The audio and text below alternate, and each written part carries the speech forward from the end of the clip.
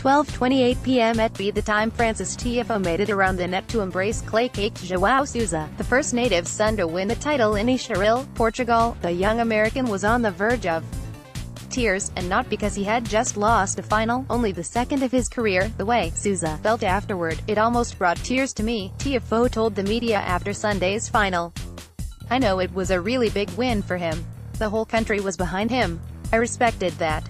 And he's a great guy, always been nice to me." There isn't much room in competitive tennis for the kind of empathy Tiafoe felt for Sousa on the tennis court.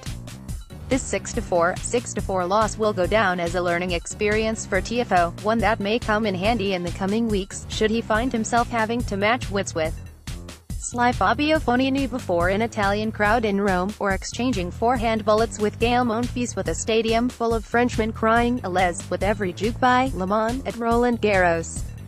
Joao Sousa beat Frances Tiafoe 6-4 to win the Estoril Open final on Sunday, becoming the first Portuguese-born player to win an ATP Tour event on home soil. Alexander Zverev, the World No.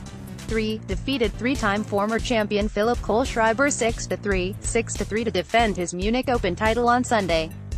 Two-time defending champion Simona Halep brushed aside Ekaterina Makarova 6-1, 6-0 in the first round of the Madrid Open on Sunday. Those scenarios aren't implausible, as Tiafoe could be the American player who goes deepest at the Italian Open or French Open. There's no denying that, as he showed in Estoril. As of Monday, the 20-year-old Tiafoe is ranked a career-high No. 57. This could be a breakout year for him, and he has none of the hang-ups so many Americans feel about the red clay of Europe. Tiafoe's finish in Estoril makes him the first American man to play a final on European clay since Brian Baker made the final in Nice in 2012. Baker was a junior French Open runner-up whose promising career was irrevocably damaged by injuries. "I grew up playing a lot on clay," Tiafoe told ESPN.com during the Miami Open. "Maybe I had a little more success on hard courts, but there are more tournaments on hard. I feel good on clay. I've always enjoyed playing on it." On his way up the pro ladder, Tiafoe was 2-3 in clay court finals on the ATP Challenger and ITF Futures Tours, and 3-4 on hard courts. On the main tour, Tiafoe won his first ATP title on hard courts at Delray Beach earlier this year. Estoril was his second final. Tiafoe had noteworthy wins at both tournaments.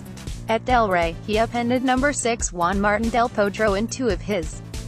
In Estoril, he beat Gilles Muller and No. 2 seed Pablo Carreño Busta, a clay court expert and former Estoril champ. He also saved 3 match points in his first-round win over fellow American tennis Sandgren. "I beat some quality players this week," Tiafoe said in Estoril.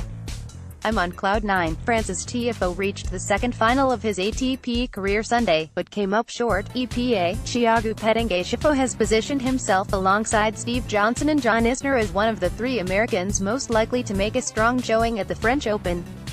Isner has gone the deepest, the 4th round, twice. Johnson has won some matches, too." Tiafoe, on the other hand, has been frustrated in his first 2 attempts at Roland Garros. But he was a 17-year-old wildcard the first time, in 2015.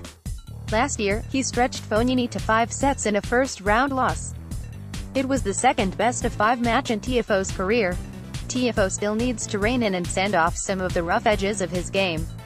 He needs to sustain his concentration for longer periods. Robbie Ginepri, his coach since the fall of 2016, has done good work, most notably in making Tiafoe's explosive serve more consistent, especially in pressure situations. That wandering toss is now more stable. On Sunday, as Sousa lay on the court immediately after match point, tears already welling in his eyes, Tiafoe walked around the net post to give the winner a hug and words of congratulations. Tiafoe sensed that this one had fate written all over it. "I left a lot of balls short and he took advantage," Tiafoe said. "Took advantage and he put a lot of pressure on me.